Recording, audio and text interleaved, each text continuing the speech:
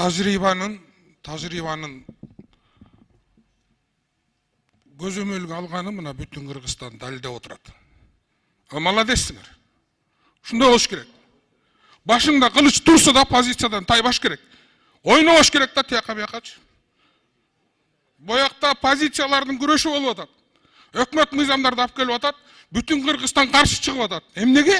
Өкмөттү сындырыш керек да өзлөрү бийликке келиш керек. Молодецсиңер. Бекем турбайсыңар кичинечи. Башыңда кылыч турса да, өлүп баратсаң да позицияңды айтып өл да бекер. Эмне Адахан Кимсанбаевич мунун баарын ооба шоо эмес бул, саясий упай топтоо дейт муну. Бул эртеңки президенттик шайлоого даярдык дейт муну. Молодецсиңер. А биз отуруп бердик. Мыйзамдар жол бергенден кийин ошо менен кетиш керек да до конца.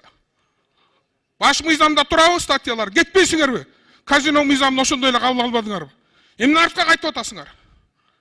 Или күрөшкүлө, или чыккыла саясий аренадан. Экөөнүн бирөө да.